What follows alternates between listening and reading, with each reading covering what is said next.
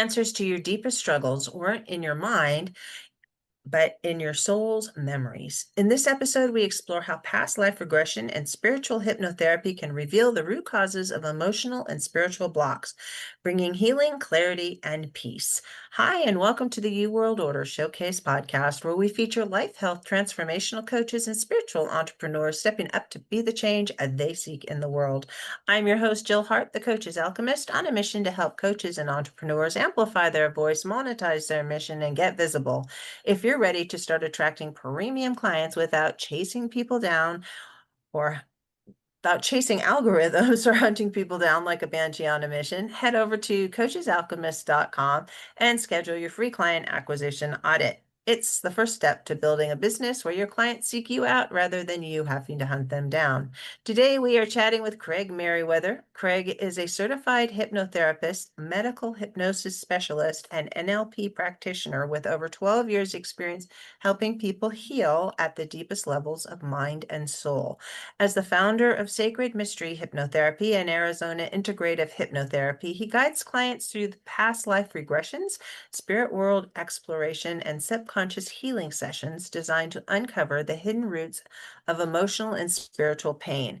His work helps people release trauma, connect with their higher guidance, and awaken their true purpose. Craig also leads national and international workshops and retreats and is the author of The Past Lives Guidebook, Exploring the Science and Spirituality of Regression Therapy. Welcome back, Craig. It's great to have you here again. Yeah, thank you, Jill. It's been about a year that we were just talking off before we pressed the record button. But thank you for that introduction. I feel amazing now. I might have to listen to that every morning as I get up. Just like something to boost you up a little Yeah, bit. well It's done. so funny how when we listen to introductions, even if we've written them ourselves, it's like, Yeah, oh, who is that person again? Because it's like yeah. we Wait, I forget. did that? Whoa, that sounds amazing. That guy sounds amazing. Yeah. But for me anyway, there's like this disconnect. I know I've done Yeah, all these great things, but it's like, yeah, but I'm still just, yeah, somebody's nana. yeah, yeah, yeah, yeah. Still have to go out and rake the leaves after this. Yeah, Yeah. yeah, all the stuff. So let me ask you the big question. What's the most significant thing, in your opinion, as individuals we can do to make an impact on how the world is going? I think I always go back to my most favorite quote by Maya Angelou, who said, "People will forget what you say, but they'll never forget how you make them feel." And I try to live by that. I don't know, I always do the best job of it, but that has helped form the way I interact with people. Because when I go to conferences and expos or do workshops, I'm sitting in the audience taking somebody else's workshop.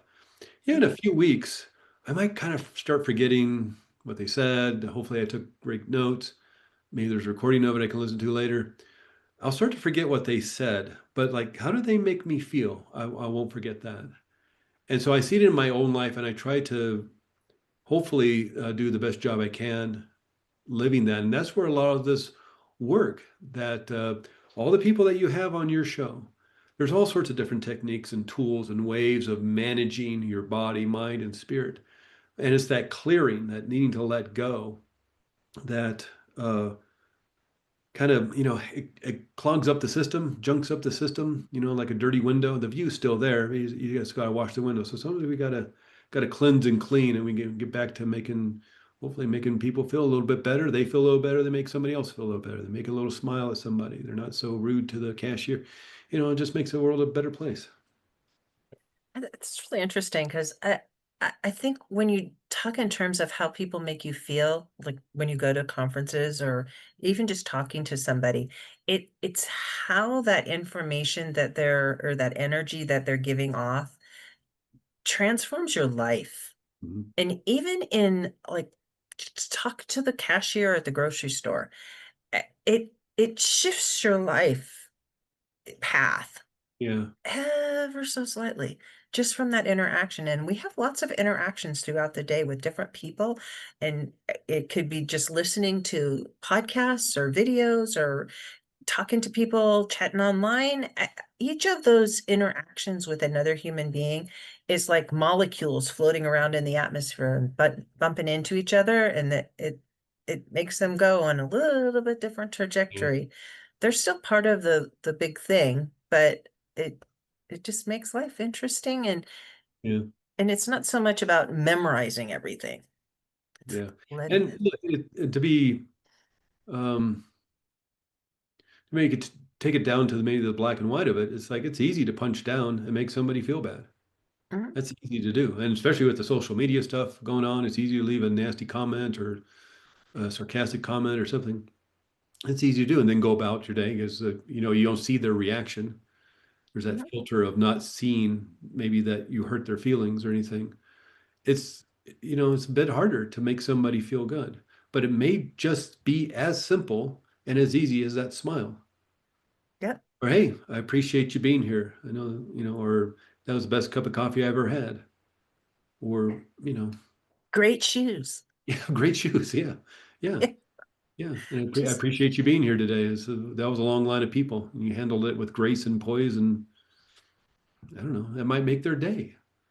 yeah, But it takes some effort. It'll take some energy. Yeah, it's easy to punch down, but to lift somebody up, that takes a little bit of effort. But it can be as simple as, again, a little smile or just a little compliment.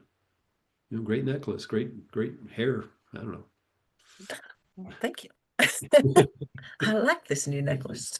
It's my new look. know.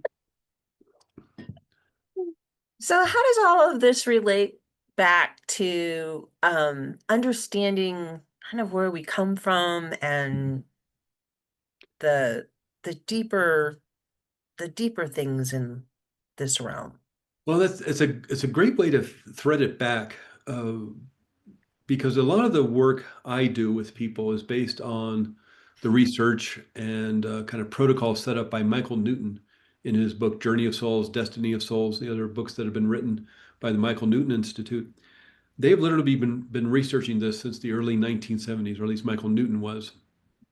And why I like his work is that it wasn't just he worked with one person and he wasn't channeling this or being a medium or a psychic about it. He was a psychotherapist who accidentally regressed somebody back to the spirit world. I thought life between lives is what he called it. So when we're in that spirit state, that soul state between our humanness, our human being bodies here on earth. And he accidentally regressed somebody. He's thinking he's going to regress him back to childhood to work on some issues. He was a psychotherapist, but he's using some hypnotherapy, regress this person back to childhood to do some healing work. Well, the guy kept going. He didn't stop at childhood. He didn't stop at birth. He didn't stop in utero. He kept going. And his consciousness, his memory, however you want to describe it, uh, remembered his soul state. And he did some great healing work while in that soul state. And so this fascinated Michael Newton and wanted to learn more about it. If this is a real thing, is this a one-time only thing? So he started working with people and seeing if he could get that experience again for them. And he kind of created this protocol in the early 70s of how to get people back to that state. And as he's working with people, and this is 1970s, there's no, internet, No internet. no social media, you can't get on the phone, you can't text people. So these people don't know each other. They're coming from across the country, they're different age groups, different cultures, ethnicities, different backgrounds. And they're having similar experiences of the soul world. And so Michael Newton spent the rest of the 70s, all of the 80s, investigating, asking questions. What are your experiences? And he compiled it all into the first book, which came out in 1992, Journey of Souls. He then spent another decade's worth of research with another 1,000 or so people and released a kind of volume two of it, Mhm. Destiny of Souls, which is, I think, twice as big as the first book. And so, why I like his research is not based on just one or two people's experience. It's based on thousands of people's experience. Destiny of Souls is 30 years worth of research by the time that book was written and released. So I'm fascinated by his work and work a lot with his protocols and trainings with the Michael Newton Institute about how to work with people.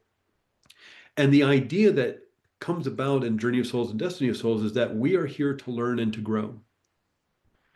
We are souls and we come to Earth sort of like somebody wants to learn in a computer game or a computer simulation. And so their soul takes that of an avatar and they say, okay, this time on Earth, I'm going to learn this. going to learn more about love or compassion or empathy or something else. I'm going to learn what it is to be rich. Now I'm going to learn what it is to be poor. And how can I use that somewhere else? Sort of like a computer simulation. A pilot gets on a computer simulation to learn how to fly to Heathrow Airport. Never done it before, so let's do it in a safe place. So when I actually need to do it, I know I have the skills. So your question is like, how does this relate to all of us? Like, well, if we're here to learn and to grow, if we're here to learn to pull people up, we have set ourselves up in certain situations, circumstances, events in our life to learn how to do that. And maybe we're just here this life to learn this one thing, or maybe we're continuing the education through several lives. Maybe not each life is a different learning lesson. Maybe it's a continuation. Sort of like going from the first grade to getting your master's degree. If you're going to learn math, you're going to start off in the first grade at 2 plus 2 equals 4. Second grade, you're going to go to your times tables. The third grade, long division. So till you're in, and then fractions. And then you're in high school and you're learning algebra 2, calculus, trigonometry. Then you're getting, your mathematics master's degree with those crazy equations and Goodwill Hunting and all that. And so you grow and you learn and it builds upon each other. And so the ideas around this is that we're here to learn, we're here to develop, we're here to grow, and we may be here with other people in our group. So another aspect of the Michael Newton information is that we have the soul group, the soul family that we, learn with, that to grow with, develop with. Sort of like you get placed in that first grade class, and then you all move together in the same class, maybe different teachers or maybe the same teacher all the way up to getting your master's degree together. Then maybe you start over again. Okay, well, I learned about love. Now I need to learn about compassion. I learned about math. Now I need to learn about chemistry. And so you start over again. But it's all about how we can grow as souls, as spirits. And there may be information in a past life that we need to help with that growth or that learning to understand, okay, this is a repeat because I didn't do so well that last time. Like maybe having to repeat, the seventh grade or take that class over again when you're getting your bachelor's degree or having to take summer school or get tutoring or whatever. You didn't learn it so well. It didn't do so well. Let's try it again. Another scenario. And as you're moving through this life, you may be interacting with members of your soul family as different players in your world. Maybe you're a player in their learning and growth. And it's sort of the kind of analogy I like to use is that your town has this community theater of 8, 9 actors, and they're going to do a play in January. And they're going to pick who plays what role. We're going to pick out the costumes, and here's the play we're going to do, and here's how these characters are going to learn and grow. So by the end of the play, all this resolves and everybody's happy and joyful and they've learned. And then they're going to take a little rest. And then in March, they're going to do another play. And everybody's going to have a different role. They're going to have a different costume. It's a totally different story. They're still the same actors. They're still the same people. They're just now playing different roles. And let's say you and I, Jill, are in this theater troupe. Maybe that first play, we're husband and wife. And maybe in the next play, I'm mom and you're the son. And in the next play, we're employer, employee, or best friends, or just acquaintances. I'm the barista and you're the, lady who comes in for coffee and I give you a smile every morning and that boosts I don't know. It could be all sorts of different plays and different roles. Maybe we have a big starring role. Maybe we just have a walk-on role. But maybe in that first play in January, I get excited as an actor and I do a big dramatic thing and I jump off the couch and I sprain my ankle. I roll my ankle. Now I got to be on crutches for the rest of the play. And then we take a little rest, but then we got to do that play in March. Well, my ankle isn't healed. And now I'm in crutches in that next play. It has nothing to do with the play. I rolled my ankle in the first play. Now I'm doing a second play. I still have a sprained ankle. The healing didn't happen. And maybe it's in that play that I need to do something to create healing around that. And that's not the greatest analogy, the greatest metaphor in the world, but it kind of helps, I hope, show people that maybe we take things, maybe not even a physical malady, although there's all sorts of interesting things in the reincarnation world about scars and birthmarks and moles and things where people got shot and all. That's a whole different conversation. But while there can be a physical healing, and I've helped people experience that doing past life regression, a lot of it though is more of the mindset. What do you feel about life? Is life fair or unfair? Is love easy or hard? Is life easy or hard? Is being wealthy better than being poor? What are these things are we bringing to this next life? And how is it going to influence it? And there may need to be some resolution about something we're carrying around that. And that's where past life regression can help. Certainly, uh, you can do past life regression for insight and discovery and kind of the fun of it, certainly, because it's fun to discover these other lives you've lived. But a lot of the work I do with people is because of the hurt and the pain that has no identification marks to it in this life. They've done the talk therapy. Oftentimes, people have spent years in talk therapy or the counseling or the relationship coaching or the whatever, or the doctors or the whatever, and there's still no resolution. They still can't figure out what's going on. And they read Brian Weiss, they read Many Lives, Many Masters, or maybe they read Michael Newton or Dolores Cannon or something, or maybe my book. And they think, wait a minute, this feels right. The tap on the shoulder, low intuition. And they start thinking, yeah, maybe this could be a past life thing that feels interesting, that feels familiar. And then we start having a conversation. We send emails back and forth, and we feel if it's the right match and it's a good thing to do this deeper healing work. Then we do a process to access those past life memories. And that's what you said at the very, very, very beginning, past life memories. And I want to make sure people understand this isn't like you're going back to experience this as that person and get lost in there, you know, and get trapped in there. That's not a possibility. Just like you can't get lost in that memory of lunch you had with your friend 2 weeks ago, in the restaurant you went to or the cafe and what you had and how did it taste and the beautiful smells in the restaurant and how loud it was or soft it was or the music was fun. You can have those memories. That's just a memory. You're not going to get trapped in that cafe eating that same soup over and over again. Or like high school. May I ask somebody about high school? Tell me about, did you use sports? Did you music? Were you in theater? Did you smoke cigarettes behind the gym? What about prom? What did you wear? Who did you go with? Did you get a limo? Did you have dinner beforehand? These are memories that you can recall, but you're not going to get lost in high school. You're not going to be trapped in there. Or maybe I ask about your earliest memory. Were you 6? Were you 5? Were you 2? Were you 1 years old? What's the earliest memory you can have? Okay, you're not going to be trapped as a baby. All we're doing is taking it maybe one big step further. And we're just going to get a memory of a past life.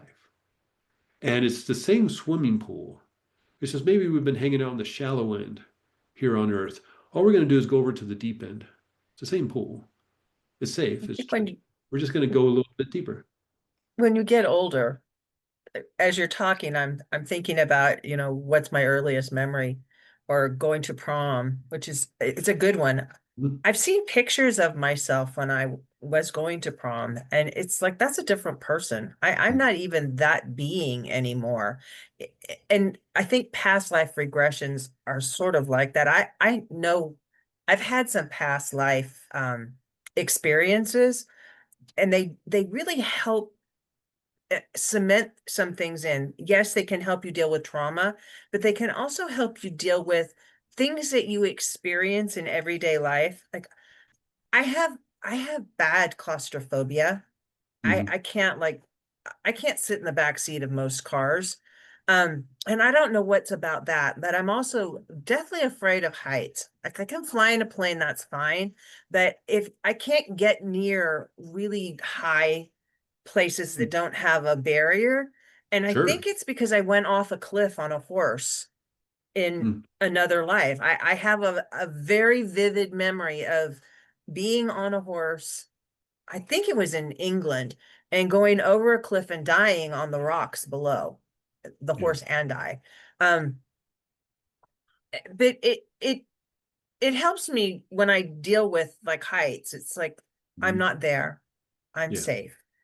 Yeah. That was a different experience. Yeah. Yeah. And that's a great, perfect example of how something from a past life can be influencing your current life. Mhm.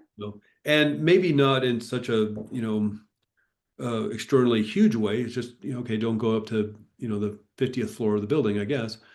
But, that would only affect your life if you're an iron worker and building big buildings. Yeah.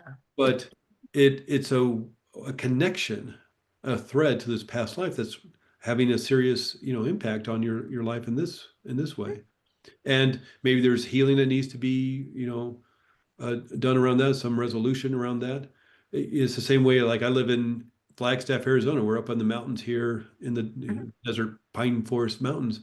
It gets cold here, it gets snow here.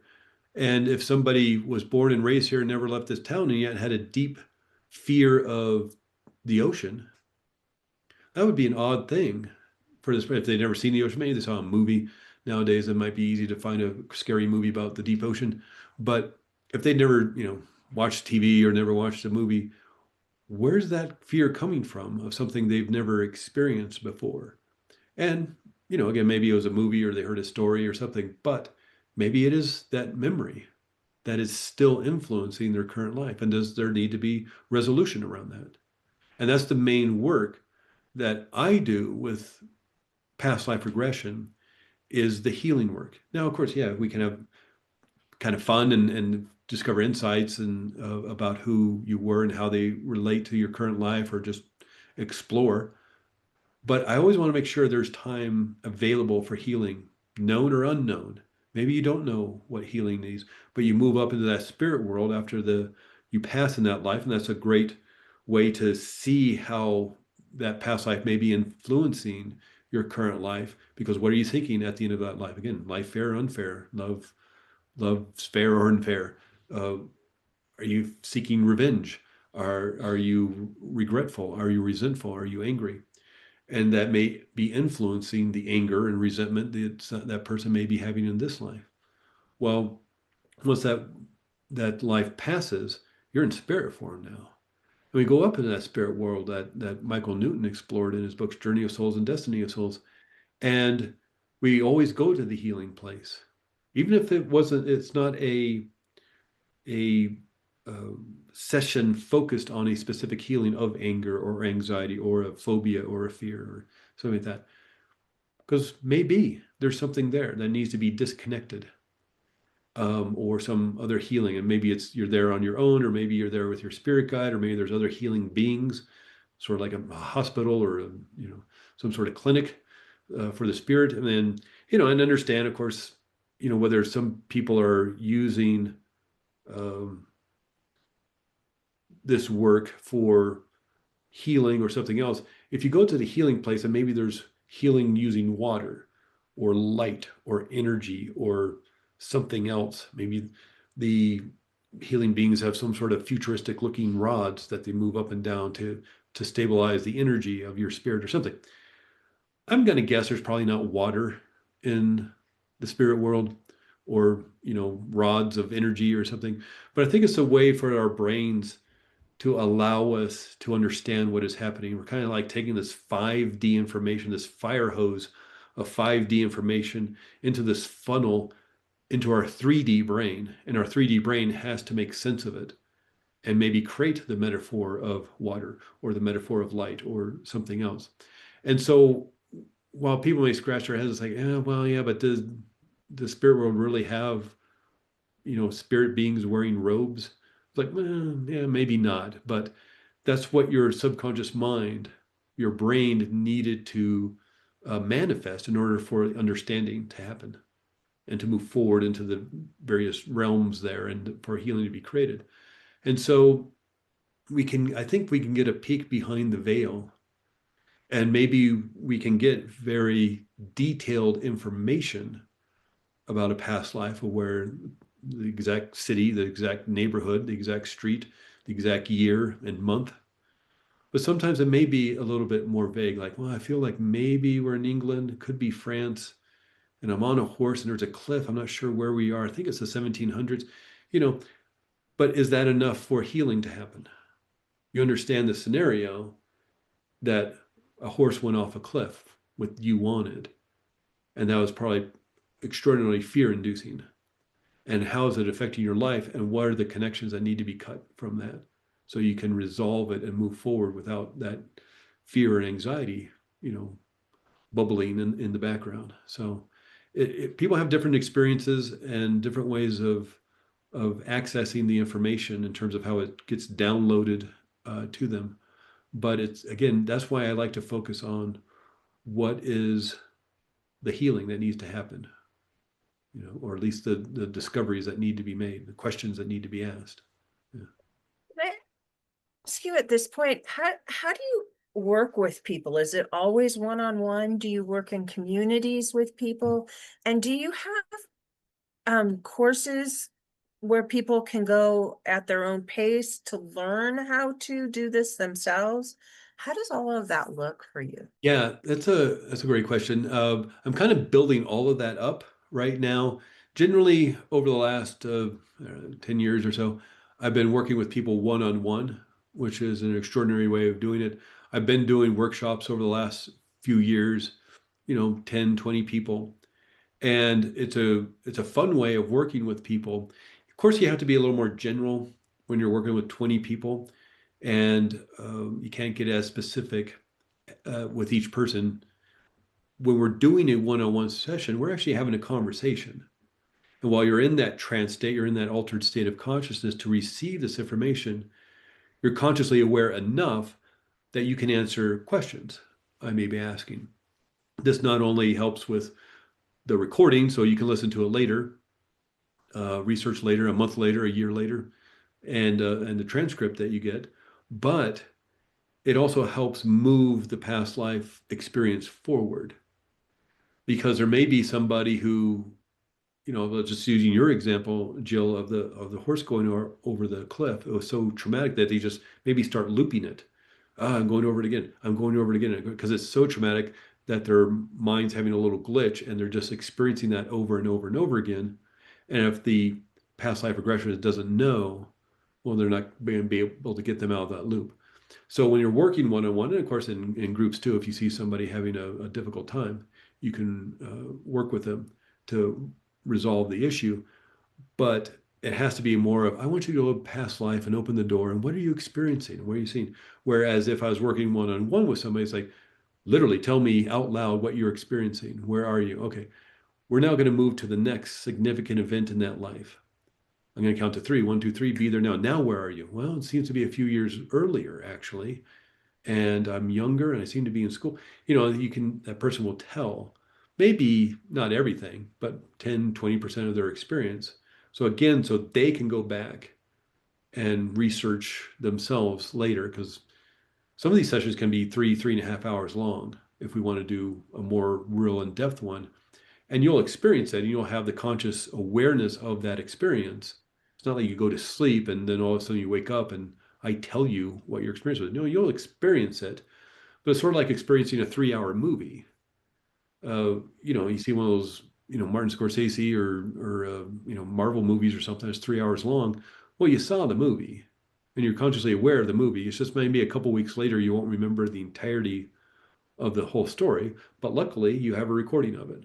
And so that comes in real handy, as well as helping to move forward, or if there's some issue that needs resolution. And that's where, you can help people, especially in spirit world. It feels wonderful in spirit world. What a great place to be, and feel the lightness of just being a soul and remembering that. But sometimes it's a little bit difficult to get people out of the jacuzzi. It feels good in the jacuzzi. You don't want to move to the next thing, but we have a bit of a timeline here, and I want to get you to the healing place, and I want to get you to the current life viewing room, so you get more insights about your purpose and your uh, ultimate goals and your mission. But it feels lovely hanging out with your friends in a jacuzzi. So, let's spend a few minutes there, but now it's time to get out and go. So we Kind look of at like a 4 or 5. out-of-body experience. What was Does that? it seem like kind of an out-of-body Oh, experience? to some people, very much. Yeah, yeah. And again, people experience this in different ways. We have, you remember it back at school. You had the visual learners, the auditory learners, the kinesthetic learners, and that applies to this work too. And some people will have very out of body, I'm right there kind of experiences. Other people may see it like it's on a movie screen, or maybe just hear a narration with vague images. or maybe just feel like they're downloading it, like, oh, I just know I'm here and I'm there. And so just kind of depends on that visual, auditory, kinesthetic processing of the brain, Mhm. And so, again, when you're doing group work, whether it's 5, 10, 20 people, I was just at a Brian Weiss workshop over the summer. It was 700 people in there, all having a past life regression. And so you can have those experiences with large groups of people, and it's fun to talk about it afterwards and explore in that way afterwards. But uh, it's certainly a different, more intense experience when it's just one-on-one because you can go more in depth and it doesn't have to be so general. It can be really specific, answering all the questions you want answered. And that's another, you can obviously do this on your own. There's lots of recordings on YouTube or Spotify, you're asking about my stuff. I have recordings people can download about past lives with your soulmate, or past life for healing, or past life to understand your purpose. And so there's that aspect of it, listening, recording on your own, working one-on-one, but also I'm going to be focusing on doing retreats in the coming year. And so we can have a more spiritual experience of being hopefully somewhere beautiful and lovely, and having that disconnect from the world for a few days and just explore past lives and the healing that can be accomplished. So kind of doing a little bit of everything, hopefully, and build it up. So people can find out more about connecting with your spirit guide at sacredmysteryhypnotherapy.com. Why would you want to connect with a spirit guide if you were like doing these past life regressions? Well, we always move up in, like I say, we always move up into that spirit world after the death in that past life. And whether it's like a 90-minute session or more of the 3.5 hour session, it's the same exact process and the same experience. It's just one is twice as long. So you have more time to gather more information. Well, we always move in that spirit world, and one of the people you will connect with, or you have the option to connect with, because people have different experiences, is your spirit guide. And it may be that coach you need to understand more about what happened in that past life and how it's influencing this current life. The Michael Newton material, they talk about a council of elders that will go with you, through that life bit by bit and say, well, how did you feel about this? And, well, I don't think that went so well for you this time. Should we do it again? They'll have a communication with you about how that past life and maybe how it's connected to other past lives and how it's, working with your current life. Maybe that council of elders, maybe it's just your soul, your spirit guide. Maybe you just hang out with your soul family. But in terms of connecting with your soul guide, and the recording people can download from the website, is that it allows you a connection to that soul space. And if you have a question, if you need a solution, if you need some healing, if you need a recharge or a reboot, maybe you just want to hang out in beautiful silence. But you can make that connection with your soul guide, your spirit guide, and maybe you have the ability to download some information that will help you move forward in this life or create healing or something else. So connecting a soul guide can be very powerful, can be very insightful, and can be very healing. And it also may be just a nice way to recharge and connect. Again, even if you're like, well, I don't, everything's fine and wonderful. I just want, like, hanging out with a friend. It's just fun. It's just nice. And so you can get that energetic connection going, even if you're just there for 5 minutes. It might be a nice way to charge yourself for your day, or release at the end of a day, or just, go, I'm having this issue with this person. I wonder what I could do to help out. And you connect and get that intuitive download, and maybe that helps it out. My spirit guide has unicorns. When I'm really Well, there you stressed go. out, I Yeah. go and pet the unicorns. Yeah. And see, and that's what's there. And it makes you energized, Mhm. to have that experience, and that's what's extraordinary about tapping into this aspect. We all have the ability to do this. This isn't, while it may be a mystical experience and a magical experience, you don't need special training to do it. There are aspects of it where some people go to a past life reader who's maybe like a channeler or a medium or a psychic or something. They'll tell you your past lives. You see that at expos and things. And that's fine. That's the way you want to go about it. But I always feel the having the actual experience of it, however you're meant to have that experience between your higher self and your spirit guides to say, okay, we're downloading this information this way. Having that experience and you've experienced it, Joe, is so much more visceral and healing and I think insightful. To, you know, Empowering. yeah. If you have somebody do it for you, then you always have to go to that person and have them continue to help you. Whereas if they guide you to do it yourself, Mhm. then you're equipped to at least get to the destination on Yeah, your own, and you can you're empowered. explore. Yeah. Doesn't mean that you should maybe reconnect with whoever was your guide from time to time to help you maybe find different things to explore there. But I'm very much a do it yourself kind Yeah. of person when it comes to those sorts of things. Yeah. Can I ask you this is a philosophical question. In all of these things that we're talking about doing past life regression and going to the other side, is there a body of work that talks about what the purpose of it is? I mean, I know from some other documents that it's like you want to reach nirvana, or like you don't have to keep coming back, as though coming back wasn't part of the whole purpose of being. What is the meaning of life, Craig? Okay. Um, I think there are books out there. I haven't read every single one. I think the Michael Newton books get pretty close to giving you an explanation. Even the more current ones. Michael Newton passed away in I think 2011, but the Michael Newton Institute has continued to release books of their research and working with other people. I think people touch upon it, but I also think we're only getting, you know, a tiny little part of it. I think these 3D brains of ours can't handle all that 5D information and process it well enough to fully understand what this is all about. Maybe that's done on purpose, as if, you know, we only need so much knowledge. It's sort of like, well, if you're going to do Macbeth, well, you don't need to know every other single Shakespeare play. You know, just focus on Macbeth. That's hard enough as it is. And so with this life, it's like, okay, well, we just need to focus on this life. And maybe we can capture, uh, glimpses behind the veil here and there and get insights. I'm just always, curious as if how much can we actually see and sense behind the veil? Because if we see too much, is that going to influence how we learn and grow here?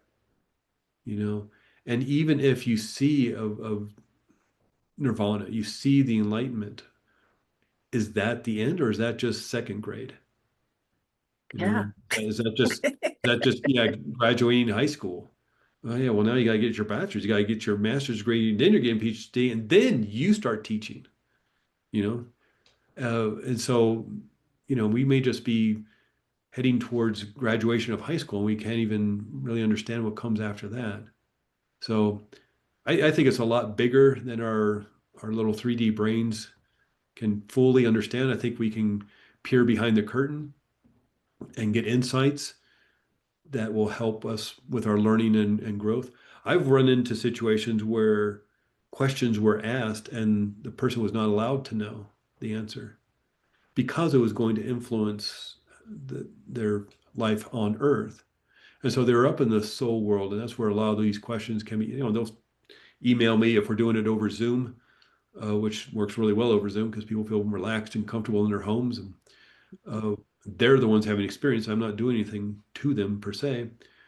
So I do a lot of this work over Zoom, and they'll email me questions and people. And that's another wonderful way of using a guide or a facilitator of this. Certainly, again, you can do it on your own, but sometimes you get stuck in that jacuzzi and you forget the questions you wanted answered, or you forget all the people that you wanted to know about. You just say, oh, yeah, there's that one person. That person's awesome. And you just sit in the jacuzzi and think about that person. Yes, but you have five other people we need to get through. And so people will send their questions and their people. And I've had situations where the person's like, well, my guide won't tell me. It's like, oh, that's interesting. May I, through you, speak to your guide? Yeah, that's fine. It's like, can you tell me, let's just use the word Gabriel, name Gabriel. Can you tell me, Gabriel, why Fred isn't allowed to know this information? It's like, yeah, he's not supposed to know. Leave it alone. And it was like very kind of snarky. And it was like, yeesh, okay. You got like you're a little kid and you got yelled at by your, neighbor's parent, friend's neighbor's parents or something. And so I was like, yeah, okay. And there may be situations where we're not allowed the information or allowed to peer behind that curtain or this question answered because it'll influence our learning and growth. It'll mess with the free will or too much understanding of spirit world and what we're here to grow, how we're here to learn and to grow may influence too much, and so it gets shut down.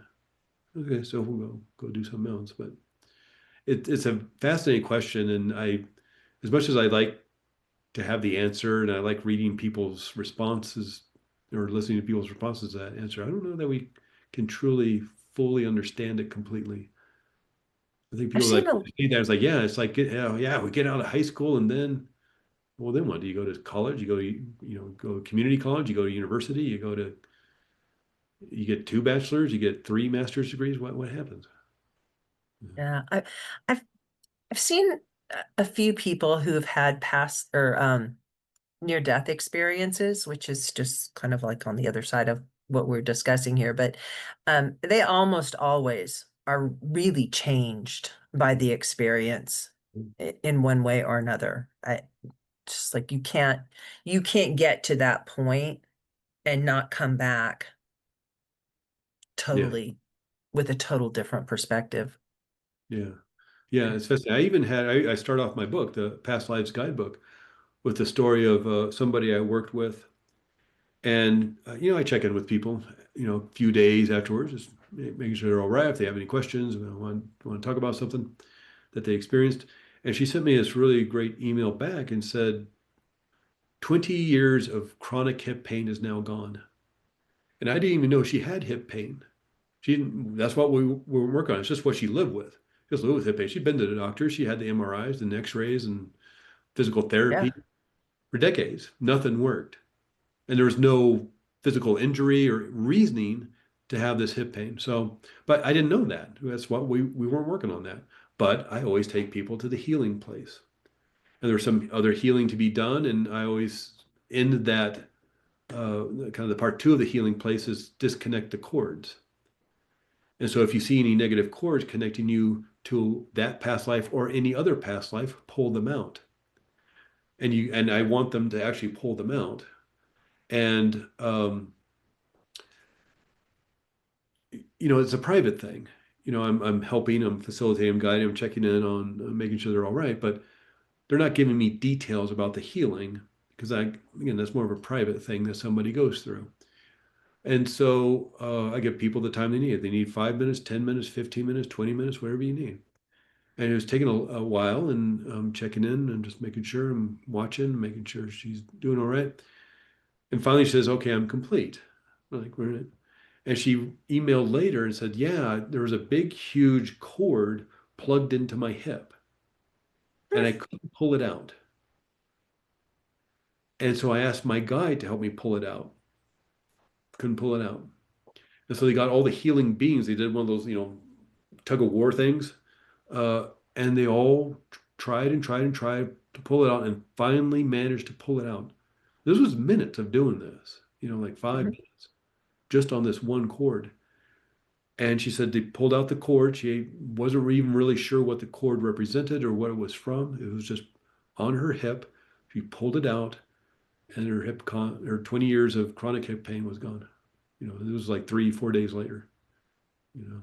So amazing. Yeah, and that's the potential. That's not everybody's story, but it shows you the remarkableness, if that's even a word, of what's possible. And I know there's skeptics. I'm very skeptical myself of this. I'm more the X-Files. I want to believe. Not Yeah. sure that I do though of all of it, but that's just my kind of burden. That's why I wrote the book, the Past Lives Guidebook, because I write that in the introduction. I'm a true believer and a skeptic all at the same time, and I wanted to write the book I wanted to read with all the science and the about memory and consciousness and the biology of the brain and what's happening with remote viewing and the government research around that, and put it all together so that I think at the end of it, people get an idea of like, oh, between all the science and the biology and the history throughout time of different cultures that this is a thing. Because what William James said, the psychotherapist who helped kind of modern day bring in modern day psychotherapy, he said, to prove that not all crows are black, I only need one white crow, you know? And so really you only need one person who has an extraordinary experience. And you're like, well, yeah, that can't be anything but a past life. I think Brian Weiss does that really well in Many Lives, Many Masters. And Brian Weiss and he's still alive, 82, 83 years old at this point, but and he calls himself this, a left brain analytical academic. He's not a woo-woo person. Is not a spiritual person. He got his chemistry degree from Columbia University. He got his medical degree, an MD doctor from Yale. Then he went into psychiatry. And it was being head of psychiatry at Mount Sinai in Miami that he met the person he wrote about in Many Lives, Many Masters. Worked with her for a year of the deep anxiety she was dealing with. Couldn't find any way through, around, or over it. Decided to do some hypnotherapy. Let's regress to childhood, maybe. Well, she kept going and she went to a past life. Well, he didn't believe it. Said, well, it's something the subconscious mind made up. But she created healing around it. So let's do it again. Let's do another past life or the same past life, go deeper into past life. So he started working with the past life, not believing it, just thinking it's a metaphor of the subconscious mind. But she was getting so much historical data. This is 1980, no internet. Can't research this stuff out of the Yeah. book, taking a class. We were a lot dumber back then. Yeah, we're a lot dumber. All we have is the Encyclopedia Britannica. And she was getting like PhD level information about, I think it was Egypt she was in. And of course, we all know the Egyptians built the pyramids. Well, she's getting more she's getting PhD level research kind of information and dates and places and people and all that. And then she started getting information about Brian Weiss and his personal life, and that he had a child die really early, like one year old or something like that. And this is 1980. There's no information. You can't find that information. There was no obituary. Even if she was stalking Brian Weiss, there was no obituary. And so there's no way for her to know this information. And so that allowed Brian Weiss to accept that it was really past life information she was getting, and allowed him to move forward in his research as a left brain analytical academic into past life and the science behind it and just people's experiences, and kind of not blew up, but created the modern day past life regression movement when he released a book in 1988. And so, again, to prove that all crows aren't black, you only need one white crow, and there it is, right there. Many lives, many masters. So possible that the subconscious mind may be creating a metaphor for healing. That's why the healing aspect is so important. That's the focus of it. But past lives are real. Again, you only need one white There's, crow to prove it. And now there are many crows, let alone the information, the thousands of people over decades that Michael Newton worked with, and now the Michael Newton Institutes work with, almost like 60 years of, or at least 55 years of research they've been doing in this. So, yeah, there's just like, there's so much information available these days.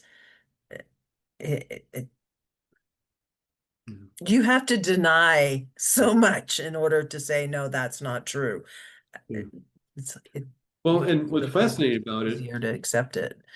is there are skeptics out there, and you ask them, okay, well, I understand you don't believe the whole past life. Yeah, it's pretty out there. That's a pretty wild theory of how this is all working, Mhm. how this reality is working for us. Well, and what's your theory? It's like, well, I think we're born, we live a life, and we die, and it's lights out, and that's it. It's like, okay, well, what's your evidence? Oh, well, my evidence is that you haven't proven past lives exist. It's like, well, that's not proving you. You can't say, And the I can't negative. prove at 100% that past lives are real, or the past life you're experiencing is real, or whatever. It doesn't make you right, you know? And so I don't know, is there any evidence that this is lights out afterwards? I don't think there's any one shred of evidence. And yet the extraordinary amount of evidence, not just within the last 40 years of Brian Weiss, Many Lives, Many Masters, Oh, and it's Michael like, Newton, but it's like going all the way back to other cultures. And I do that in the book. We start all the way at Neanderthal burial sites 50,000 years ago. And do they have spiritual intention in the way they're burying their seemingly family members, you know? And so, you and then can we look at move it up in the and animal kingdom, even like yeah, elephants and yeah, whales. The higher minded species, they they gather around those that have passed yeah, yeah. and mourn them. And And elephants will return, won't they? yeah, To they'll go the back right? Yeah, to the yeah. site Or where they passed and remember they have a pretty extraordinary. memory of them. It's just like Yeah. there's so much that we just Again, need and to. that's the thing. Is like I think we get these little peeks behind the curtain, behind the veil, and we can kind of connect this and that. But I think we're getting 5%. I don't think we're If even that. close to understanding. Yeah, I think it's like the story of the blind man and the elephant, and somebody has a snake, somebody has a rope, somebody has a tree trunk. It's like, hey, we don't see the entire elephant here. I don't think we're even getting close. So I think a lot of people, when you ask about enlightenment or moving into a realm, I think we're seeing high school graduation. I don't think we Yeah, see past that. And are we going on to something else? I mean, are we going on to other realms, other planets? There's so many questions. I think that's the thing. I think this creates more questions than answers, a lot of this. So for some of us, that's a good thing. yeah, yeah. Craig, thank you so much Yeah, for Joe, joining thank me you. today. Oh, This you're has welcome. been And great. I enjoyed when we talked last year, and I enjoyed this, or maybe we can make this a regular thing. I Yeah, we'll love see you talking. next year. Yeah, see you next year. Hopefully before that. Yeah. So Yeah. to learn, Hopefully we'll have some retreats and things, and we'll work together and put it all together. awesome. Yeah. To learn more about Craig and to download his free guided sessions to connect with your spirit guide, please visit sacredmysteryhypnotherapy.com, and we'll be sure to put that link in the show notes below. Thanks for tuning in with us today to the You World Order Showcase podcast. If you're ready to amplify your voice, monetize your mission, and start attracting premium clients, your next step is simple. Head to thecoachesalchemist.com and schedule your free client acquisition audit. Be sure to join us for our next episode as we share what others are doing to raise the global frequency. And remember, change begins with you. You have all the power to change the world. Start today and get visible.